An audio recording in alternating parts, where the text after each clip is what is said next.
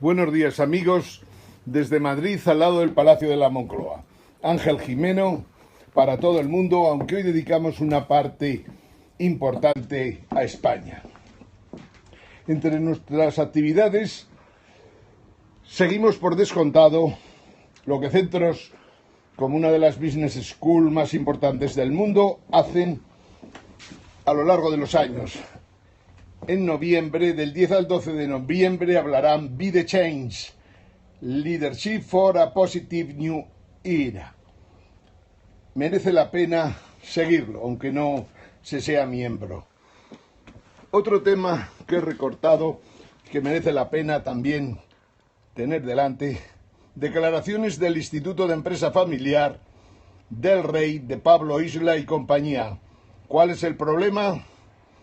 Que no conocen lo que está pasando en el mundo y los cambios que se están produciendo.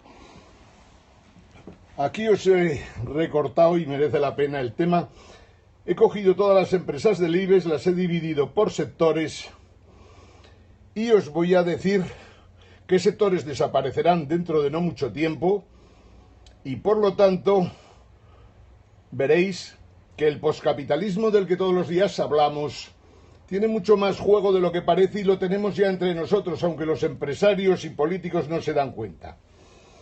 Otro gran tema del poscapitalismo, y que tiene que ver con unos clientes míos, es el tema de las energías renovables. Aquí estudiamos en realidad la situación de las renovables en California y el mix energético de California, que sorprendentemente para algunos, para mí nunca lo había sido. Respecto a las previsiones de ciertas compañías de consultoría, no hace falta llegar a 2050 para que los desarrollos de energías renovables, especialmente solares y de viento, hayan cumplido ya sus compromisos. Concretamente, lo que se pretendía para el 2050 se conseguirá en el año 2020. Aquí tenemos la situación de California,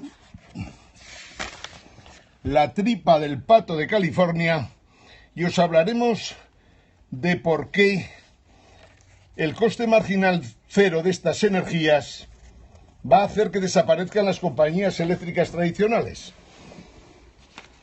Antes de poner los dos grandes cuadros, os pongo aquí un escrito dirigido al presidente del Consejo General del Poder Judicial, en el que pedimos, lógicamente, que cuando los jueces no funcionan, debe ponerse en marcha esa comisión de investigación y sanciones que depende del presidente del Consejo General del Poder Judicial. Mis dos grandes cuadros en los que baso todo lo que estoy diciendo desde hace 6 meses, pero que en realidad llevo desarrollándolo desde hace 4 años, es qué es el capitalismo, qué cosas maravillosas aportó el capitalismo y qué desastres nos ha preparado para el próximo futuro.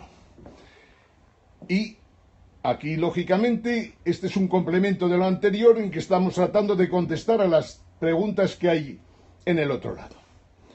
Dicho esto, y recordándoos por enésima vez que los derivados son el problema más importante que existe en el mundo en estos momentos y de los que ni Trump ni Hillary Clinton hablaron esta noche, aquí tenéis parte de los problemas, cómo se organizan y por descontado, si no se habla en Estados Unidos, mucho menos en España.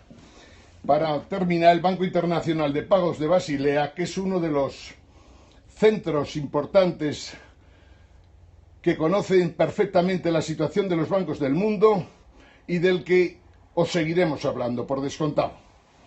Dicho esto, volvamos a nuestra realidad, concretando de recoger nuestra propia imagen para que así sigáis lo que vamos a decir. Bien, hoy me he molestado en analizar en qué sectores están las empresas del IBEX 35 y cuánto vale cada uno de ellos, para que os hagáis una idea de lo poquito que desgraciadamente pesa el capitalismo sin capital español y lo que supone cada uno de los sectores. También he estado analizando un poquito si las empresas pueden continuar funcionando como lo hacen hasta ahora, o por el contrario, deben pasar de la cultura de tener a la cultura del ser, que es completamente distinto, y buscar beneficios sociales tanto o más que los beneficios económicos.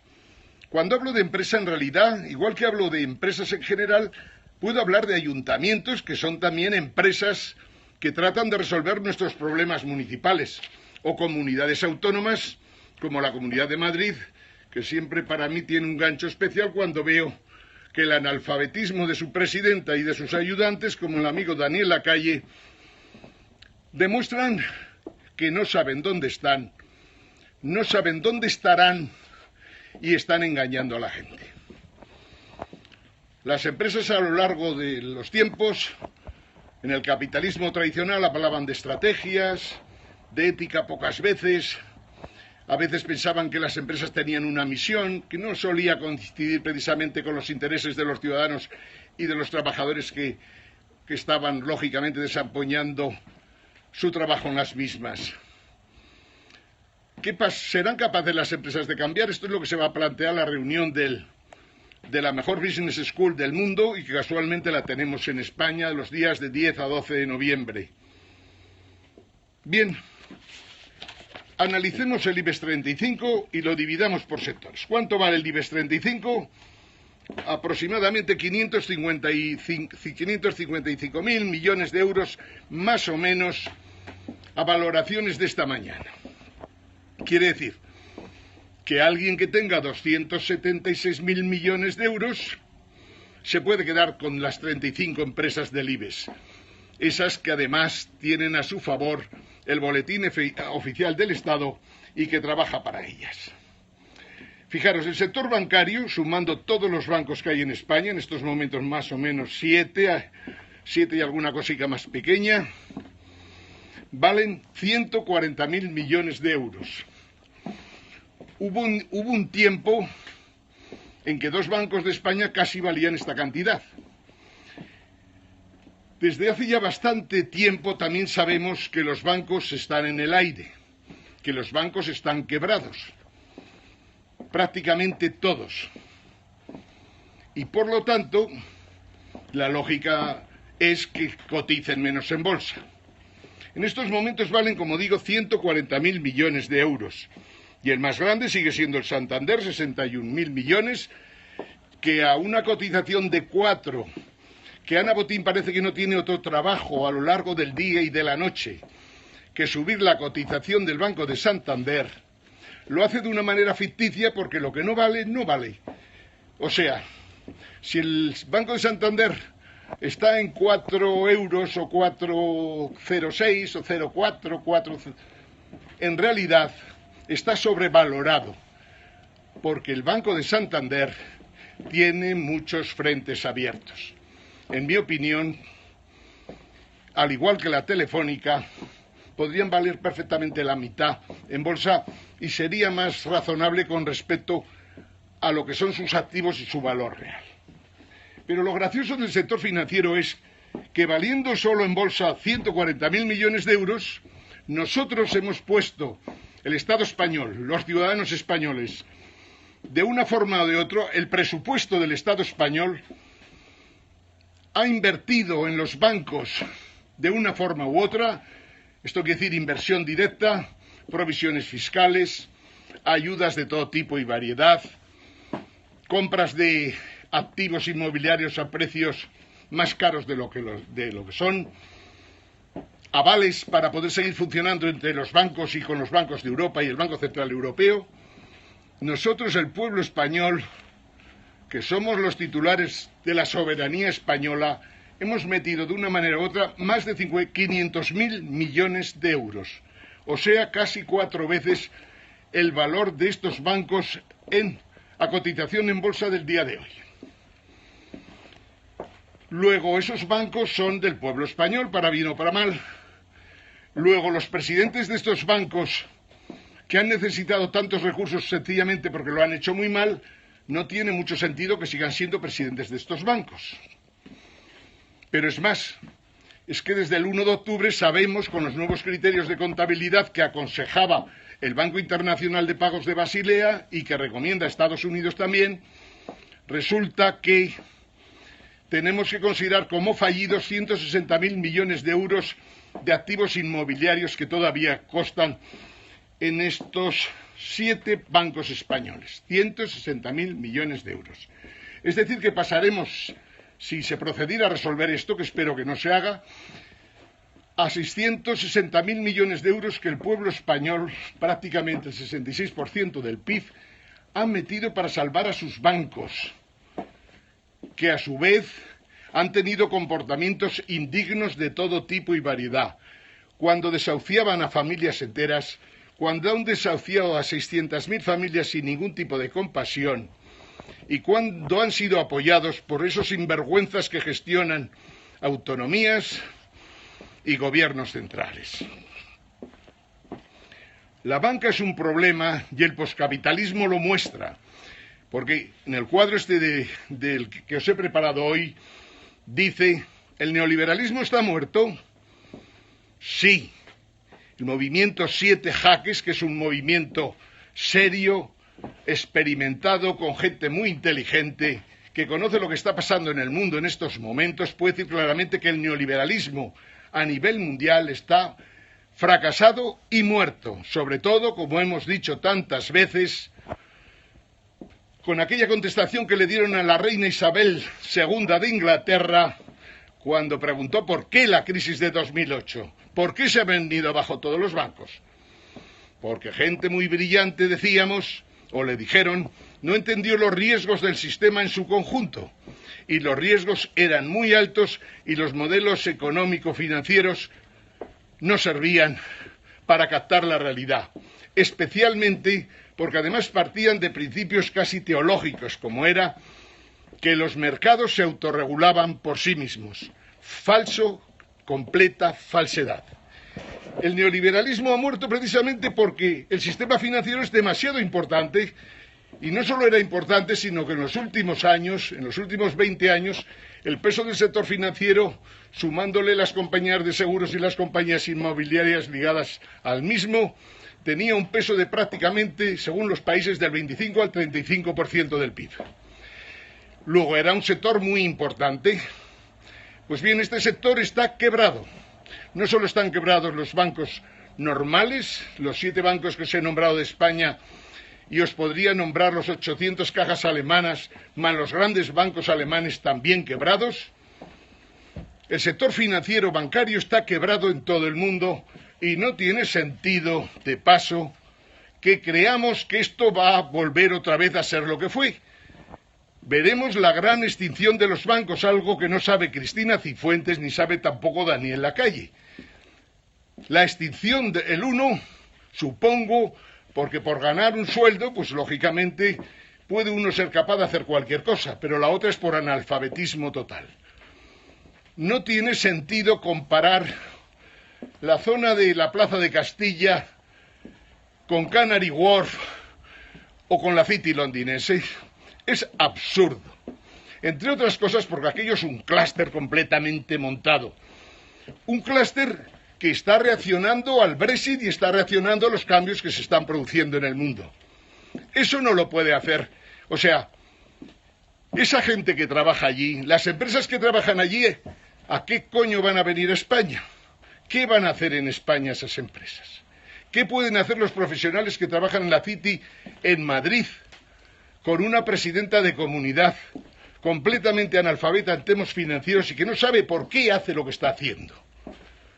Y no quiero hablar de Manuela Carmena porque era una juez, una buena persona, que le pegó una movida a Madrid en el sentido de que consiguió la alcaldía de la capital de España. No la voy a criticar ahora, que ya habrá tiempo. Lo cierto es que es absurdo que en estos momentos en que el sistema financiero, sobre todo el sistema bancario, se está viniendo abajo y que va a ir más abajo todavía, que estemos pensando en España en quitarle empresas a la City londinense. Vamos, hombre, es de juzgado de guardia. Esta es la realidad. Os decía que en España, entonces, el sector financiero, que es prácticamente el 25% a grosso modo, un poco más, de la capitalización bursátil del IBEX 35, vale 140.000 millones, pero hemos tenido que meter ya y no me extrañaría que quieran meter más, hemos metido 500.000 millones para soportarlo. 500.000 no es que sea dinero contante y sonante, los avales son avales, quiere decir que el Estado garantiza al Banco Central Europeo y a los bancos europeos y del mundo que si hay un problema con la banca española lo resolveremos. Impresionante, pero 500.000 millones más los 160.000 del nuevo agujero inmobiliario, 660.000 millones y vale 140.000, escasamente el 25%. La banca irá desapareciendo y sus empleados también, porque en realidad no hacen falta en estos momentos prácticamente la mayoría de los bancos, porque a base de comisiones pretender mantener plantillas me parece una aberración galopante y tendrán que desaparecer y quedará lo justo, lo indispensable, lo que necesitemos para este mundo poscapitalista al que vamos. Y le llamo poscapitalismo porque no he encontrado otro nombre mejor. El poscapitalismo del que yo hablo es un poscapitalismo que desde luego se basa en un modelo teórico político más sólido 1000 veces que el capitalismo, que ha vivido 250 años. Y desde luego nada que ver con el socialismo real o con el comunismo, digamos, que pregonó Carlos Marx en su día, al igual que los grandes economistas neoclásicos o clásicos pregonaron para sacar adelante el capitalismo, en el que ni ellos mismos creían que duraría más allá de 60 años. El capitalismo duró más de 60 años, sin lugar a dudas, 250 años por lo menos. Y tenía cosas muy sólidas que hoy están desapareciendo. Nuestro poscapitalismo tiene que ser capaz de aquello que valía la pena del capitalismo, tratar de recuperarlo, sin olvidar que no podemos poner puertas al campo. Quiero decir, si todo va cambiando, si el derecho de propiedad ya no es lo que era, si será difícil defender el derecho de propiedad en ciertos campos de actividad, si ciertos mercados tenemos que tratar de que vuelvan otra vez a ser libres, no intervenidos como ocurre en estos momentos, tenemos que tratar de salvar lo que es bueno y lo que puede ser útil para la humanidad en este momento de su historia, y estamos hablando de 2016. Sigamos con España. ¿Qué pasará con el sector eléctrico?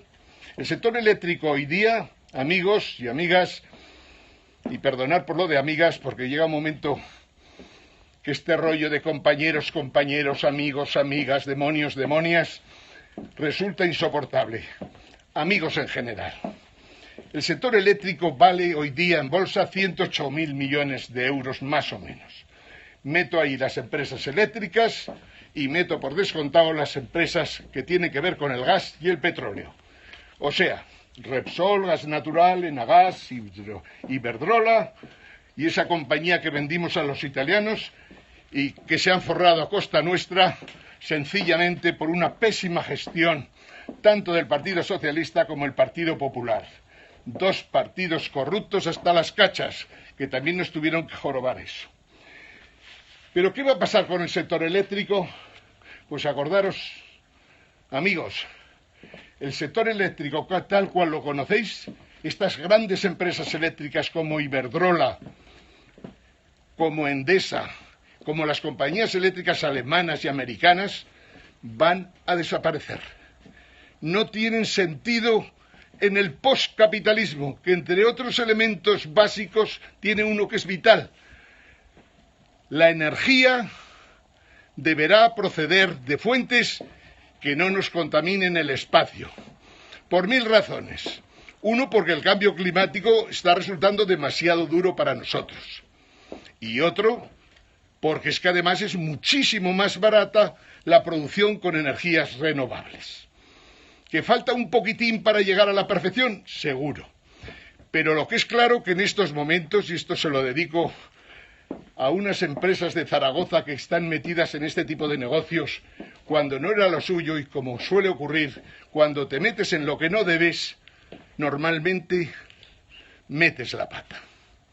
Pues bien, lo que estoy tratando de decir es que no tendrán sentido que en España exista Repsol, que en el fondo lo único que hace es comprar petróleo, tener algún yacimiento que otro por el mundo, pocos porque le ha ido muy mal en los últimos tiempos y la compra que hizo en Canadá fue ruinosa.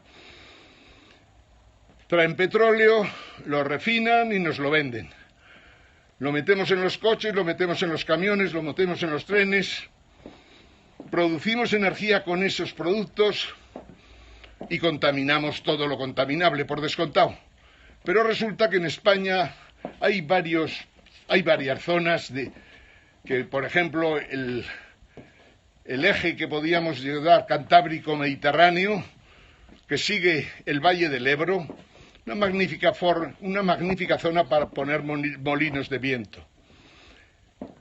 Una magnífica zona, los Pirineos, para poner parques solares si tenemos interés. Una magnífica zona Aragón para desarrollar las energías renovables, al igual que otras zonas de España, pero especialmente Aragón, y no lo digo por ser de allí. Con las energías renovables no necesitamos las grandes compañías eléctricas. Y de hecho, antes o después, estas compañías quebrarán. Estas compañías posiblemente, para que de la noche a la mañana no surjan problemas, habrá que nacionalizarlas, no solo aquí, sino también en Estados Unidos, en Europa, en Japón y en todos los sitios.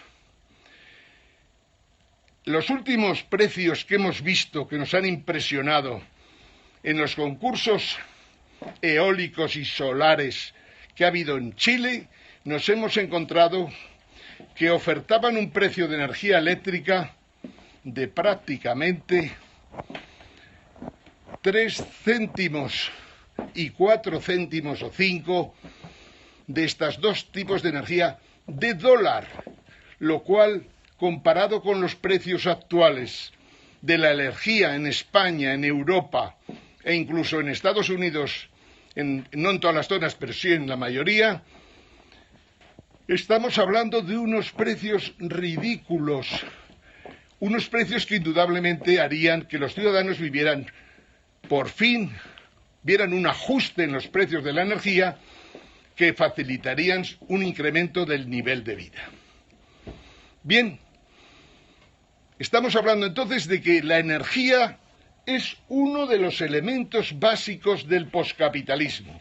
Entre otras cosas porque nos ayuda a mejorar el cambio climático, nos ayuda a que no se produzcan tantos destrozos en la tierra y nos ayuda a resolver un gran problema, y es que las energías fósiles no tienen sentido en el siglo XXI y por lo tanto tienen que acabar. Por lo tanto ya podéis ir rezando por la defunción de las compañías petroleras, las compañías eléctricas, las compañías de gas y en general todas las grandes compañías del sector eléctrico que fueron muy importantes en el siglo XX pero que no tienen sentido en el poscapitalismo. Esto lo tienen que saber los señores que están al frente de los partidos políticos, entre otros Pablo Iglesias, el señor Errejón, la señorita Irene Montero, la alcaldesa de Madrid, la alcaldesa de Barcelona, el alcalde de Zaragoza, el alcalde de Valencia, etcétera, etcétera, etcétera. Hay que trabajar en esta dirección. Y lo primero que hay que conseguir, que esto ya por fin se tocó en el Congreso de los Diputados esta semana, es llevar adelante una ley que cambie todo lo que hizo aquel pollo que se dedicaba a ministro de Industria y que trabajaba para las eléctricas. Hay que eliminar aquel castigo, aquel que ponía placas solares en su casa o en su granja para aprovechar la energía solar y, lógicamente, tener una energía prácticamente gratis. Hay que cambiar la legislación simplemente para que los ciudadanos puedan poner sus placas solares cuando lo consideren conveniente, al igual que poner unos molinos si merece la pena ponerlos en una zona alrededor de una urbanización importante o sencillamente a lo largo y ancho de una provincia o a lo largo y ancho de una región. El poscapitalismo apoya esto y los gobiernos tienen que aceptar que lo que es bueno para los ciudadanos es bueno para ellos. Ya sé que es bonito, ¿no?, que cuando dejas de ser ministro incompetente o inepto, como ha ocurrido en España a lo largo de los últimos 30, 40 años, queda muy bonito que te metan en el Consejo de Nagas, en el Consejo de Gas Natural, señor Felipe González, en los consejos de todas las compañías eléctricas, como la exministra de Medio Ambiente que lió a España cuando se negociaron las emisiones en su día, Isabel Tocino, etcétera, etcétera. En España no hemos tenido buenos ministros. Desgraciadamente, me atrevería a decir que incluso han sido peores que los ministros de la época de Franco. Y tiene bemoles la cosa. Como también es cierto que desde 1958 a desde 1953 a 1975 la economía española prácticamente creció casi al 8-9%, y a partir de ahí la economía española ha crecido, faltaría más, era imposible que no creciera, pero sin embargo no se ha desarrollado como debería hacerlo. Y de ahí el problema que tenemos en estos momentos cuando se estudia la composición de las empresas más importantes de España.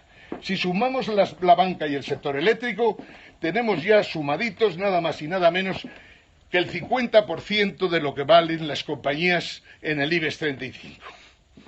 Igual daría sumar el mercado continuo, la filosofía viene a ser la misma.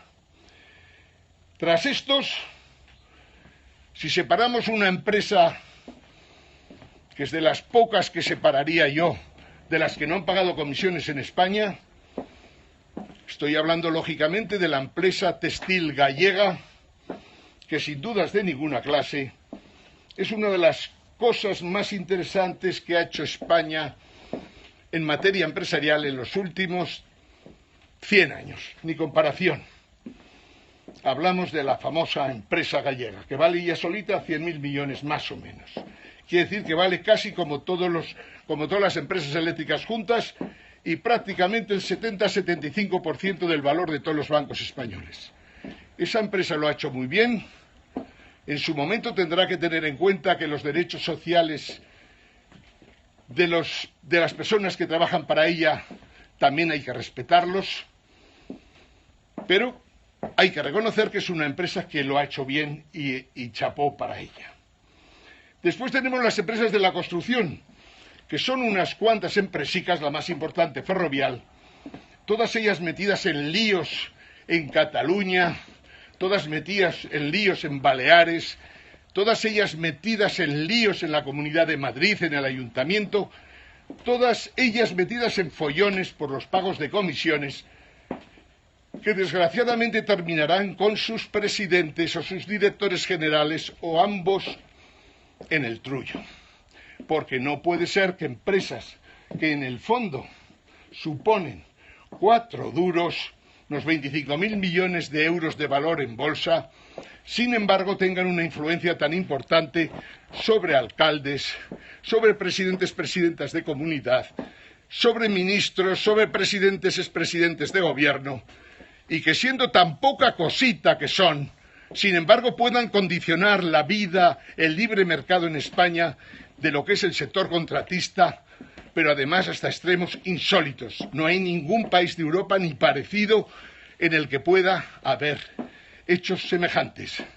Mi escrito al presidente del Consejo General del Poder Judicial, aparte de juzgar y criticar a jueces para los que se pide un castigo, lógicamente habla del papel que juega en los juzgados las sentencias de gente ligada al mundo de la construcción, y por lo que le pido al presidente del Consejo General del Poder Judicial que abra una comisión de investigación del año 2000 hasta aquí, en el que se analicen las sentencias que se han producido en torno a los presidentes del sector de la construcción, bienes de equipos, servicios, que trabajan con ayuntamientos y autonomías y que, como sabe todo el mundo, normalmente cuestan mucho más que lo que son las cifras de contratación de todas estas empresas y señores. Hemos pedido claramente que se abra una comisión de investigación, se analicen las sentencias que a su vez el Ayuntamiento de la Comunidad de Madrid, el Ayuntamiento de Valencia, la Comunidad de Valencia, a su vez el Ayuntamiento de Barcelona, la Comunidad de Barcelona, abran comisiones de investigación para analizar también en este periodo 2000-2016 cómo han sido las contrataciones, cómo han sido las subastas, los concursos, cómo se han elaborado los pliegos y quién los ha elaborado. No vaya a ser que los mismos que se los adjudicaban elaboraran los pliegos.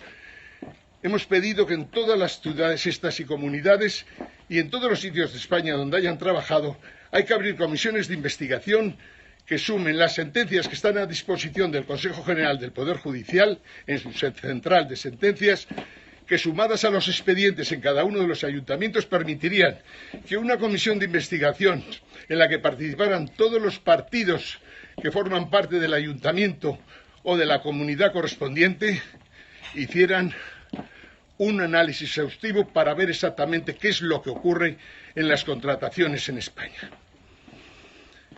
Otro tema importante que tenía que hablar y que ya está comentado y por lo que pasamos a otra parte. O si no, si os parece, por aquello de no cansaros y como me han recomendado tantas veces, vamos a hacer ahora un alto. Subimos este video, este Periscope, a YouTube, a Facebook y a Twitter y lo vais viendo en vez de estar contemplando la 4 y la 6, que son dos televisiones en las que solo se salvan 2 o 3 periodistas en cada una. Y son dos televisiones que, al igual que el sector de la construcción y el financiero, van a ir muriendo poco a poco, como luego os contaré cuando hablemos de poscapitalismo, capitalismo y neoliberalismo. Saludos a todos desde Madrid, al lado del Palacio de la Moncloa, Ángel Gimeno.